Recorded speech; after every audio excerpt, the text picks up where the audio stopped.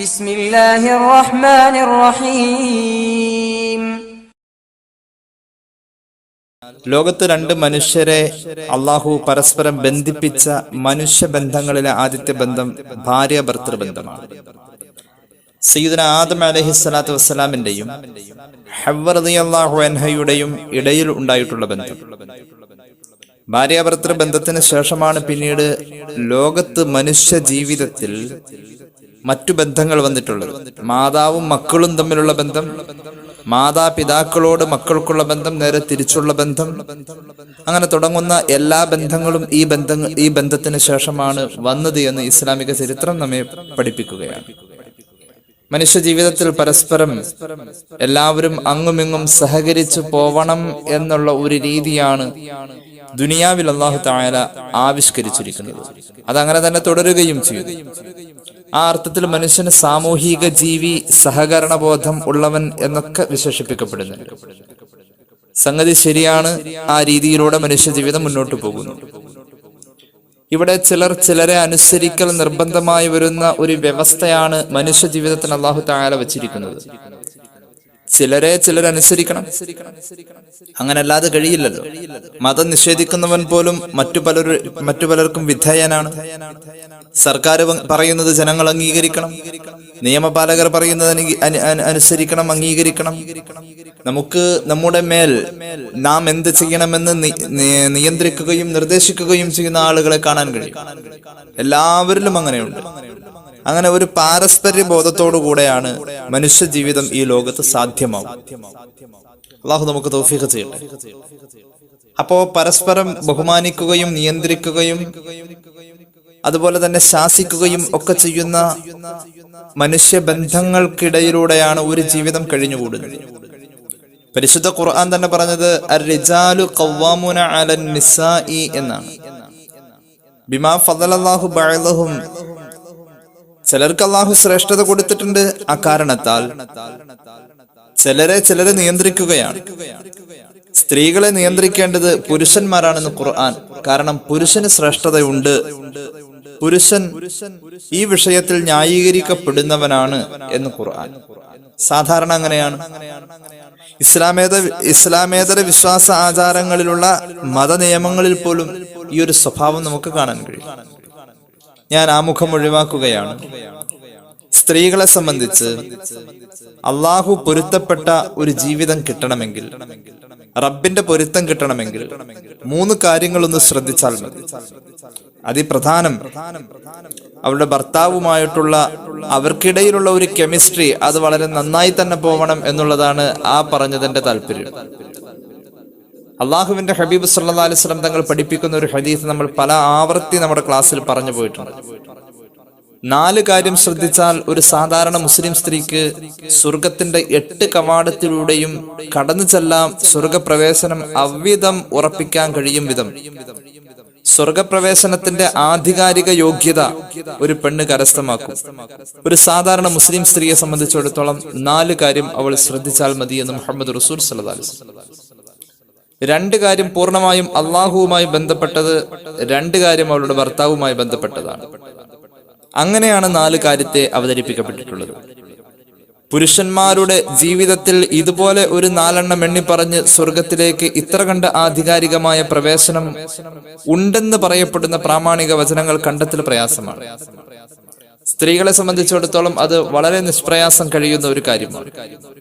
4 കാര്യങ്ങളിൽ വലിയ സ്വപ്നമായ സ്വർഗത്തിന്റെ അകത്തളം ഇത്ര കണ്ട ആധികാരികമായി കരസ്ഥമാക്കാൻ കഴിയുമെങ്കിൽ ആ 4 കാര്യങ്ങളിൽ വേണ്ട ശ്രദ്ധ എത്രമാത്രം ഉണ്ട് എന്നതിലേക്കുള്ള ഒരു ചിന്ത നമുക്ക് എപ്പോഴും ഉണ്ടാവേണ്ടതുണ്ട്.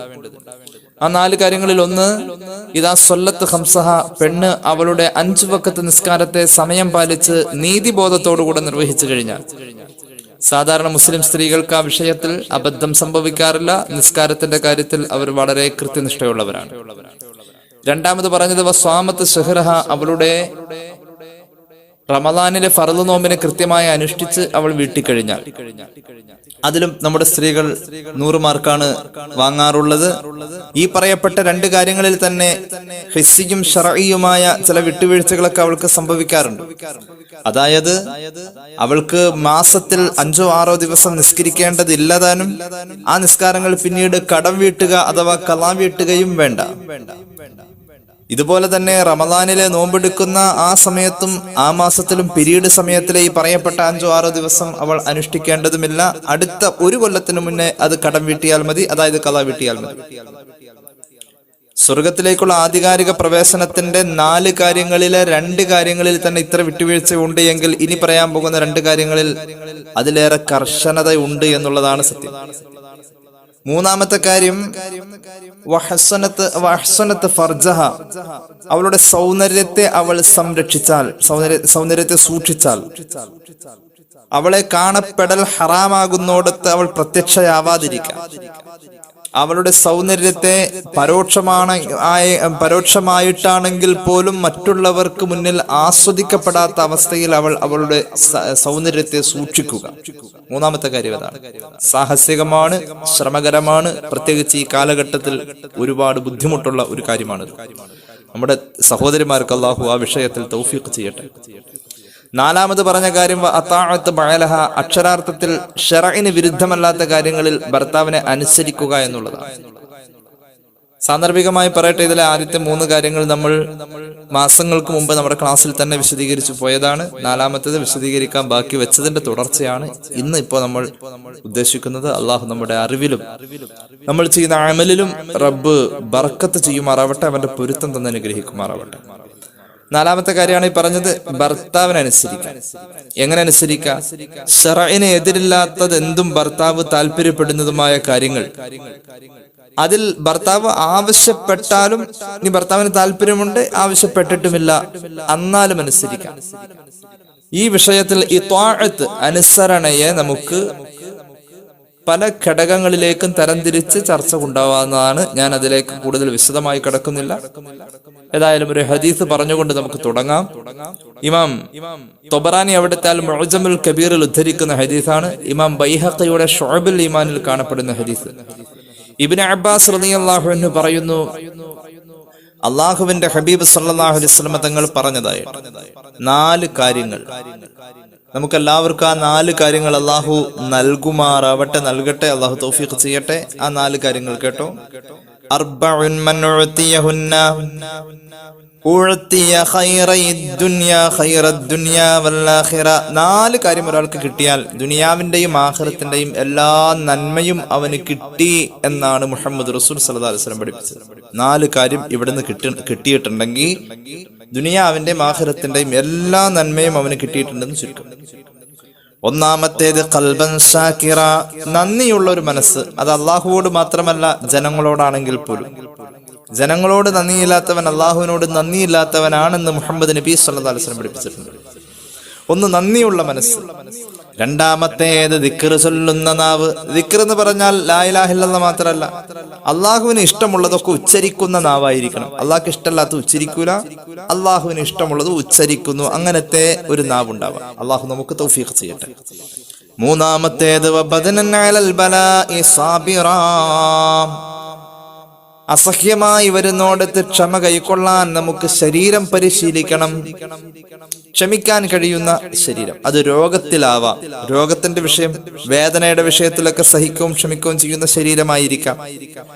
അള്ളാഹുവിനെ എതിര് കാണിക്കുന്ന വിഷയത്തിൽ ക്ഷമിച്ചു നിൽക്കുന്ന ശരീരമായിരിക്കാം. ഈ 2 രീതിയിലും സബറിനെ ഇവിടെ നമുക്ക് വ്യാഖ്യാനിക്കപ്പെടാവുന്നതാണ്. അപ്പോൾ അങ്ങനെ ശരീരത്തിന് ക്ഷമിക്കാനുള്ള കഴിവുണ്ട്. അങ്ങനത്തെ ഒരു ശരീരം ഒരാൾക്ക് കിട്ടിയാൽ, ഒന്നുകൂടി പറയാം, 1 നന്ദിയുള്ള മനസ്സ്, 2 ദിക്ർ, അള്ളാഹ്ക്ക് ഇഷ്ടപ്പെടുന്നത് മാത്രം ഉച്ചരിക്കുന്ന നാവ്, 3 റബ്ബിനെ വഴിപ്പെടുന്നതിലും അള്ളാഹു കൊടുക്കുന്ന പരീക്ഷണത്തിലും ക്ഷമിക്കാൻ കഴിയുന്ന ഒരു ശരീരം. നാലാമത്തേത്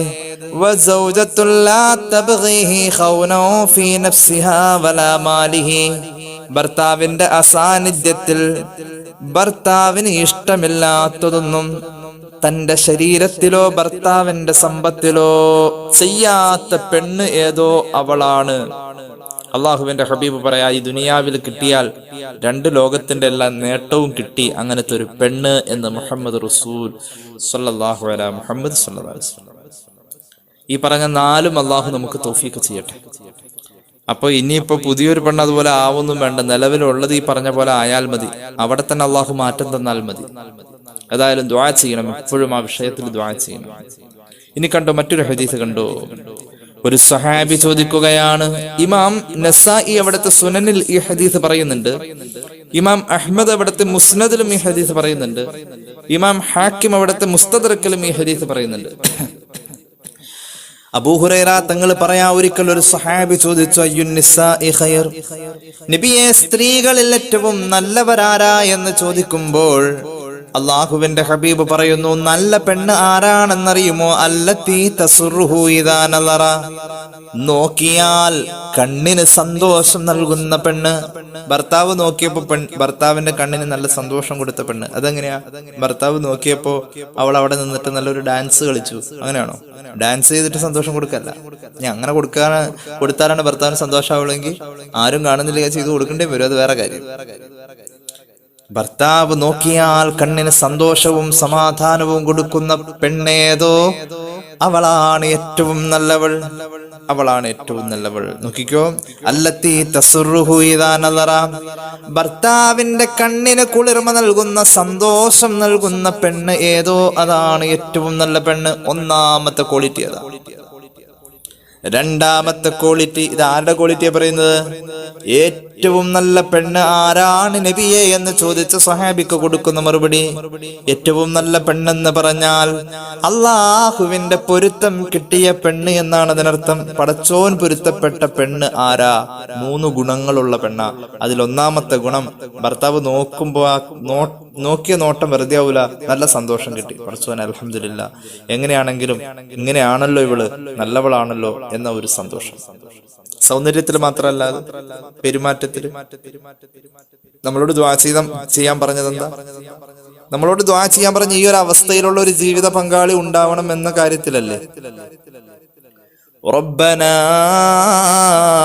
ഹബ് ലനാ മിൻ അസ്വാജിനാ വദുർരിയാതിനാ ഖുർറത അഅ്യുനി വജഅൽനാ ലിൽ മുത്തഖീന ഇമാമാ. അല്ലാഹുവേ, ഞങ്ങളുടെ ഭാര്യമാരിൽ അല്ലെങ്കിൽ ഭർത്താക്കന്മാരിൽ, അസ്വാജ് ഇണകൾ എന്നാണ് അർത്ഥം, ഞങ്ങളുടെ കണ്ണിന് കുളിർമ നൽകുന്ന ഒരു ജീവിതം നീ നൽകണേ എന്ന പ്രാർത്ഥന സത്യവിശ്വാസിയുടെ ദുആയാണിത്. ഇങ്ങനെ ദുആ ചെയ്യണമെന്നാ ഖുർആൻ പറഞ്ഞത്. ആ ദുആ ഏതൊരു ലക്ഷ്യത്തെയാണോ അർത്ഥമാക്കപ്പെട്ടിട്ടുള്ളത്, ആ ലക്ഷ്യത്തിലെത്തിയ ഒരു പെണ്ണ്, അവൾ ആരാ? അല്ലാഹു പൊരുത്തപ്പെട്ട പെണ്ണ്. ഭർത്താവ് നോക്കിയാൽ അദ്ദേഹത്തിന്റെ കണ്ണിന് സന്തോഷം നൽകുന്ന പെണ്ണ്. ഒന്നാമത്തെ ഗുണം അതാണ്. രണ്ടാമത്തേത് വതുതീഉഹു ഇദാ അമറ, അവൻ കൽപ്പിച്ചാൽ അത് അക്ഷരാർത്ഥത്തിൽ അനുസരിക്കുന്ന പെണ്ണ്. അത് ഇത്തിരി ബുദ്ധിമുട്ടാ. ഇത്തിരി വെള്ളം വേണം, പോയി എടുത്ത് കുടിക്ക്. അവൻ പറഞ്ഞാൽ അത് അനുസരിക്കുന്നവളായിരിക്കണം. അവൻ പറയാണ്, ഒരു പാട്ടങ്ങ് പാടുന്ന് പറഞ്ഞാൽ പാട്ട് പാടാൻ കഴിവുള്ള പെണ്ണാണ്, പാടി കൊടുത്തേ പറ്റൂ. അവൻ പറയാണ്, അവനെ കാണാൻ വേണ്ടിയിട്ട് അവളിലുള്ള എല്ലാ നന്മകളും അവൻ ആവശ്യപ്പെട്ടാൽ അതിൽ നാണിക്കോ അല്ലെങ്കിൽ വേറെ മുടന്ത ന്യായവും പറഞ്ഞു. പിന്നെ 10-60 വയസ്സായി, ഇപ്പോഴാണ് ഈ ആദ്യ പൂതിയൊക്കെ തുടങ്ങിയത് അല്ലേ? പറയാൻ പാടില്ല. ഭർത്താവ്, ആ വിഷയം ഞാൻ വിശദീകരിക്കുന്നുണ്ട്. ആയിഷ റളിയല്ലാഹു അൻഹ പറയുന്ന കുറെ സംഭവങ്ങളുണ്ട്. ഭർത്താവ് എന്ത് പറഞ്ഞാലും അത് അനുസരിക്കുന്ന പെണ്ണ്. രണ്ടാമത്തെ വിശേഷണം അതാണ്. മൂന്നാമത്തേത് വലാ തുഖാലിഫുഹു ഫീ നഫ്സിഹാ വമാലിഹി ബിമാ യക്റഹു, ഭർത്താവിനെ ഇഷ്ടമില്ലാത്തതൊന്നും അവളുടെ ശരീരത്തിലോ അവന്റെ സമ്പത്തിലോ അവൾ ചെയ്യൂല. അങ്ങനത്തെ പെണ്ണ്. ഈ 3 വിശേഷണങ്ങളുള്ള സ്ത്രീകൾക്ക് അള്ളാഹുവിന്റെ പൊരുത്തമുണ്ട്, ഭർത്താവിന്റെ പൊരുത്തമുണ്ട്. ആ പെണ്ണാണ് ഏറ്റവും നല്ല പെണ്ണെന്ന് സ്വഹാബിക്ക് മറുപടി കൊടുത്തു മുഹമ്മദ് റസൂൽ സല്ലല്ലാഹു അലൈഹി വസല്ലം.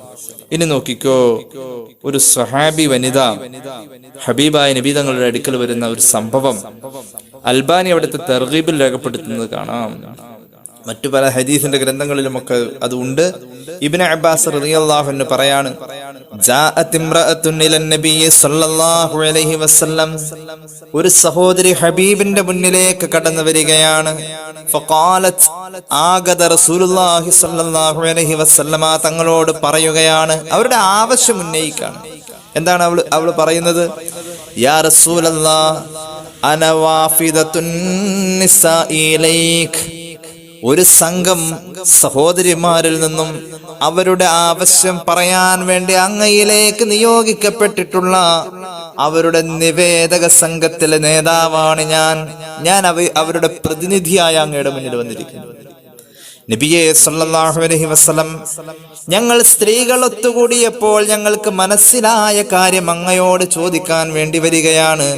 ഹാദൽ ജിഹാദു കതബല്ലാഹു അലർ റിജാൽ, നബിയെ, ജിഹാദിന് പോവൽ അല്ലാഹു ഫർളാക്കിയിരിക്കുന്നത് പുരുഷന്മാർക്കല്ലേ?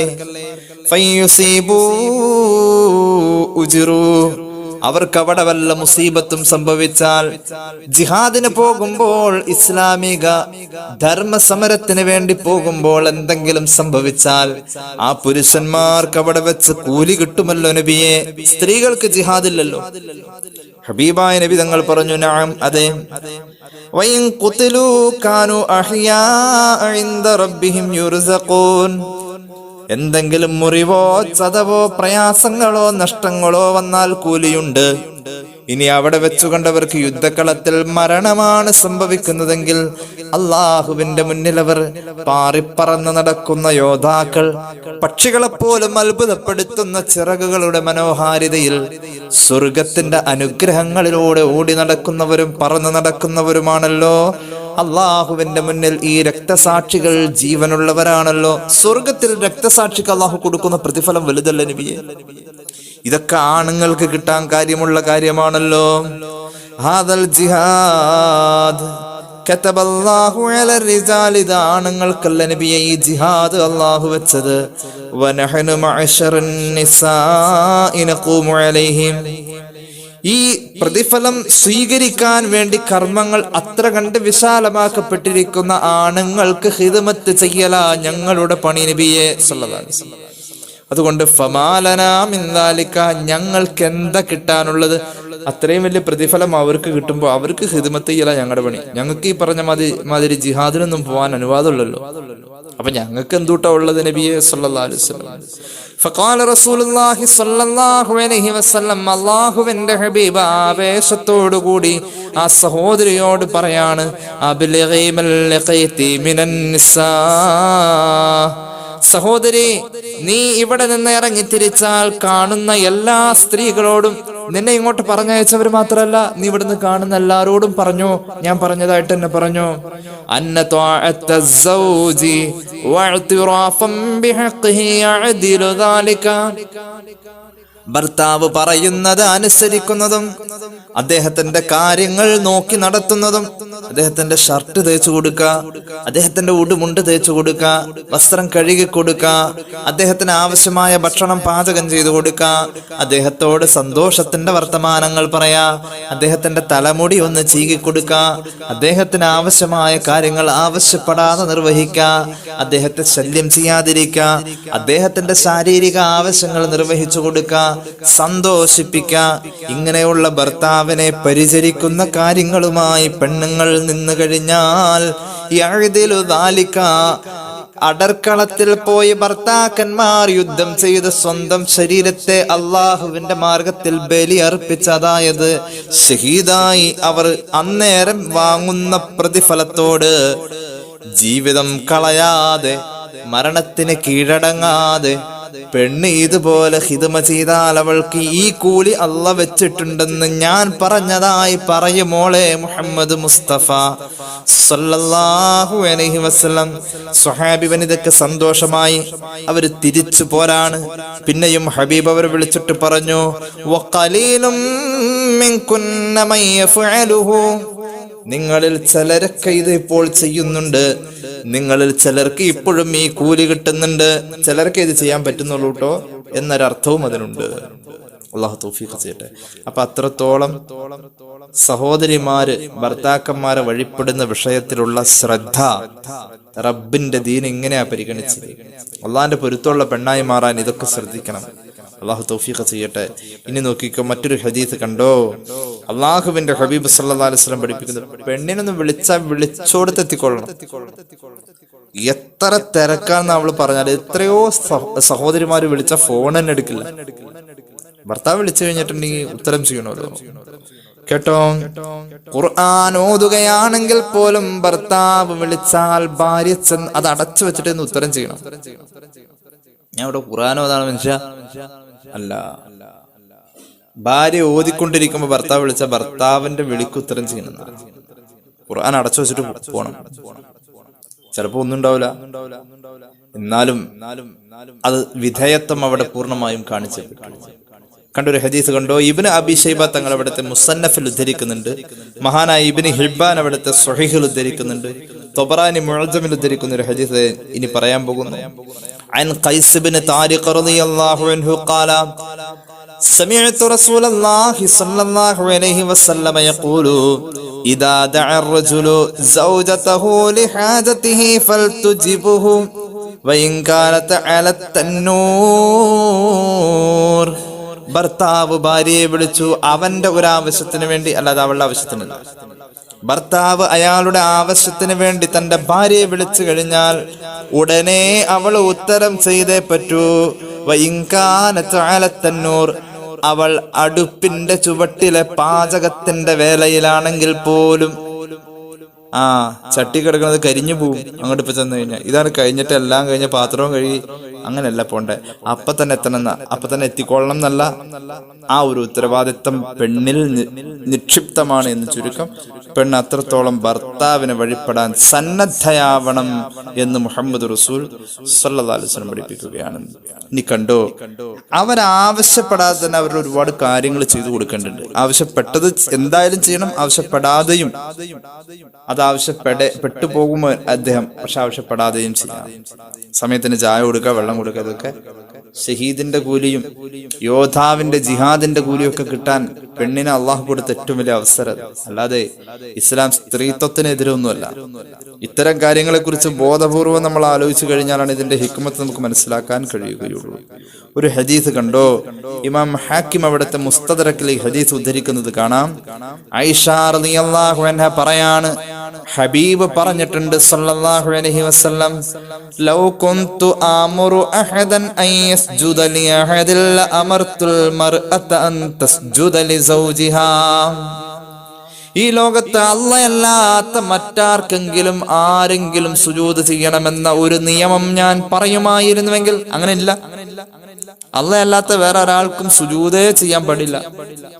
അങ്ങനെ ചെയ്യണമെന്നെങ്ങാനും ഒരു നിയമം വന്നാൽ, ലൗ എന്ന ഒരു പ്രയോഗം അസാധ്യമായ കാര്യങ്ങളിലും അസംഭവമായ കാര്യങ്ങളിലുമാണ് ഉപയോഗിക്കുക.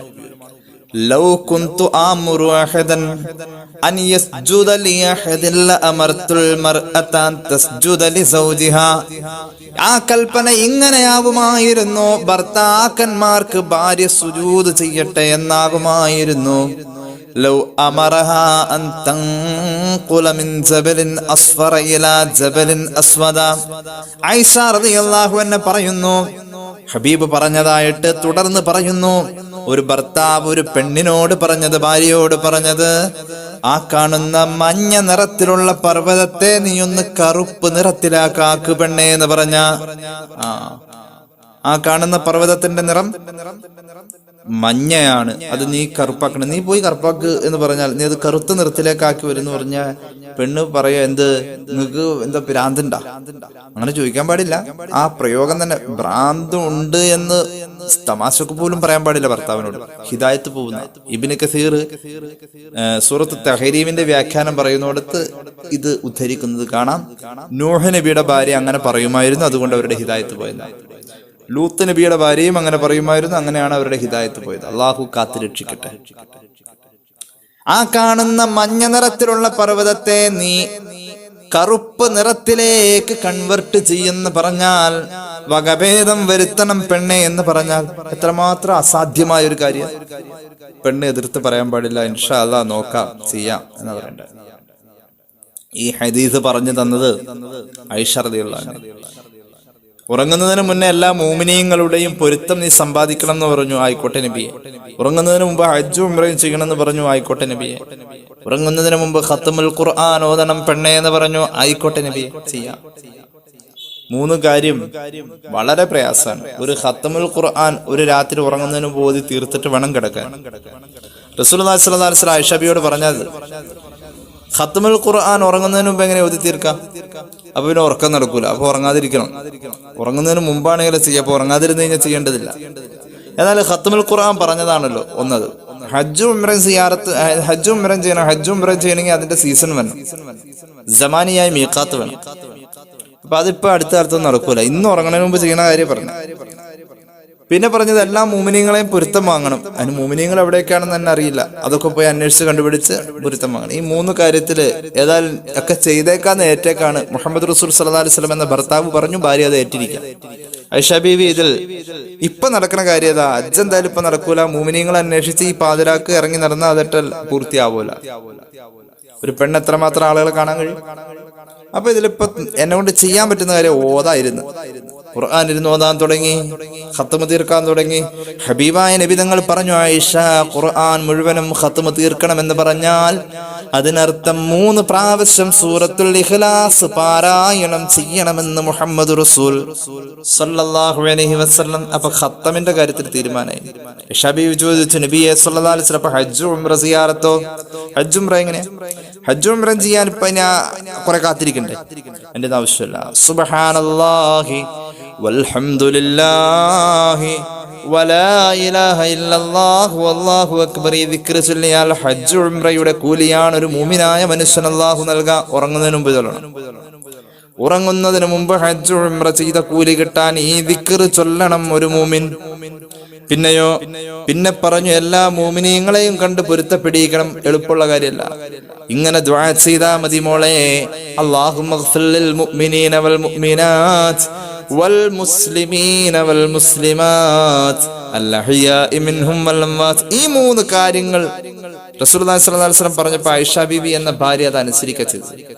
ആയിഷ ബീവി തന്നെ പറയാണ്, ഭർത്താവ് പറഞ്ഞത് ഒരു പെണ്ണിനോട്, ഭാര്യയോട് പറഞ്ഞത്, ആ കാണുന്ന മഞ്ഞ നിറത്തിലുള്ള പർവ്വതത്തെ കറുപ്പ് നിറത്തിലേക്കൊന്ന് ആക്കണമെന്ന് പറഞ്ഞാൽ അവൾക്ക് കഴിയില്ല. എന്നാലും അവൾ ഇൻഷാ അല്ലാഹ് പറഞ്ഞ്, ശ്രമിക്കാം, ഞാൻ ചെയ്തോളാം. അങ്ങനെയെങ്കിലും മറുപടി കൊടുക്കണം. ചെയ്യാൻ പറ്റാത്ത കാര്യമാണെങ്കിൽ പോലും അവൾ ചെയ്യണം. നടക്കൂല.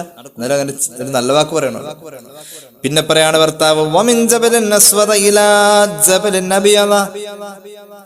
കറുപ്പ് നിറത്തിലായ ശേഷം മഞ്ഞ നിറത്തിലെ പർവ്വതത്തെ കറുപ്പ് നിറത്തിലാക്കുക. ഇനി അത് കറുപ്പ് നിറത്തിലാക്കിയാൽ പിന്നെ നീ പോയിട്ട് അതിനെ വെള്ള നിറത്തിലാക്കണം. അത് അങ്ങനെ ഒരു ഭർത്താവ് ഒരു ഭാര്യയോട് പറഞ്ഞാൽ, കാന യംബഗി ലഹാ അൻ തഫഅലഹു, അവൾക്ക് യോജിച്ചത്, അവൾ നിർവഹിക്കേണ്ട ന്യായമായ പക്ഷം അവൻ പറഞ്ഞതെന്തോ അത് ചെയ്തു കൊടുക്കലാണെന്ന് മുഹമ്മദ് മുസ്തഫ സല്ലല്ലാഹു അലൈഹി വസല്ലം. നടക്കോ? ആലോചിച്ചു നോക്കണം. നടക്കുമോ? അള്ളാഹുവിന്റെ ഹബീബ് സല്ലല്ലാഹു അലൈഹി വസല്ലം തങ്ങളുടെ പ്രിയ സ്വഹാബിയായ മഹാനായ മുആദ് ബിൻ ജബൽ റളിയല്ലാഹു അൻഹു ഷാമിൽ നിന്നും ഹബീബിനെ കാണാൻ വേണ്ടി മദീനയിലേക്ക് വരാണ്. ഇമാം ഇബ്നു മാജ അവിടുത്തെ സുനനിൽ ഹദീസ് പറയുന്നുണ്ട്. ഇമാം ബൈഹഖി അവിടുത്തെ ശുഅബിൽ ഹദീസ് പറയുന്നുണ്ട്. ഇബ്നു ഹിബ്ബാൻ അവിടുത്തെ സ്വഹീഹിൽ ഹദീസ് പറയുന്നുണ്ട്. മുആദ് ബിൻ ജബൽ റളിയല്ലാഹു അൻഹു വന്നുകൊണ്ട് അല്ലാഹുവിന്റെ ഹബീബിന്റെ മുന്നിൽ അങ്ങ് സുജൂദ് ചെയ്യാ. ഫഖാല നബിയെ, ഞാൻ ഷാമിലെത്തി അവിടുത്തെ ജനങ്ങളുമായി എന്റെ സ്വഭാവശീലങ്ങൾ ഞാൻ പങ്കുവെച്ചു. അവരുടേതായ സമ്പർക്കത്തിലൂടെ എനിക്ക് പലതും അവരോട് യോജിച്ച് ചെയ്യേണ്ടി വന്നു. പക്ഷെ അവിടെ ഞാൻ ചെയ്യാതെ പോന്ന ഒരു കാര്യമുണ്ട്. യസ്ജുദൂന ലിഅസാഖിഫതിഹിം വബതാരിഖതിഹിം. അവരുടെ പാതിരിമാർക്കും പുരോഹിതന്മാർക്കും അവരവിടെ സുജൂദ് ചെയ്യുന്നത് മാത്രം ഞാൻ ചെയ്യാതെയും പോന്നു. ഞാൻ വിചാരിച്ചു, ഫവദിത്തു ഫീ നഫ്സി അൻ നഫഅല ദാലിക ബിക, അങ്ങേക്ക് ഇവിടെ വന്നാൽ അങ്ങേക്കാവട്ടെ ആ സുജൂദെന്ന് ഞാൻ അവിടെ നിന്ന് കരുതിയതാ. ഞാൻ മാത്രമല്ല എൻ്റെ കൂടെയുള്ളവരും അങ്ങനെ തന്നെയാണ് ചിന്തിച്ചത്. അങ്ങേക്ക് ഇവിടെ വന്ന് സുജൂദ് ചെയ്യാമെന്ന് കരുതി, അതുകൊണ്ട് ഞാൻ സുജൂദ് ചെയ്തതാണെന്ന് മഹാനായ മുആദ് ഇബ്നു ജബൽ റളിയല്ലാഹു അൻഹു റസൂലുള്ളാഹിയുടെ മുന്നിൽ വന്ന് സുജൂദ് ചെയ്തിട്ട് ഇങ്ങനെ പറയാണ്. നബി തങ്ങൾ ചോദിക്കുക, എന്താ ഇപ്പൊ ഈ സുജൂദൊക്കെ ചെയ്യുന്നത്, അതിന്റെ കാര്യം ഇങ്ങനെയാണ് നബി, അവിടുത്തെ അവസ്ഥ അത് അനുകരിച്ചു, സുജൂദ് ഞാൻ അവിടെ ചെയ്തില്ല, അത് അങ്ങേക്കെ ഞാൻ ചെയ്യൂ. അപ്പോഴാണ് റസൂലുള്ളാഹി സ്വല്ലല്ലാഹു അലൈഹി വസല്ലം തങ്ങൾ പറഞ്ഞത്, ഫലാ തഫഅലു, ആരും ഇനി ഇത് മേലിൽ ചെയ്യല്ലേ, എനിക്ക് സുജൂദ് ചെയ്യല്ലേ, മറ്റുള്ള സൃഷ്ടികൾക്ക് സുജൂദ് ചെയ്യല്ലേ. ലൗ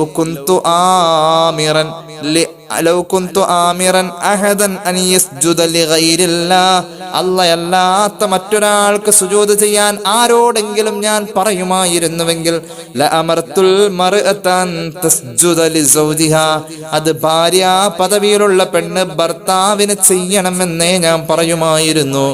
അല്ലാഹുവിന്റെ ഹബീബ് പറയാ, വല്ലദീ നഫ്സു മുഹമ്മദിൻ ബിയദിഹി, ഒരു ഭാര്യ എങ്ങനെയാവണമെന്ന് റസൂലുള്ളാഹി സത്യം ചെയ്ത് പറയുന്നു സല്ലല്ലാഹു അലൈഹി വസല്ലം.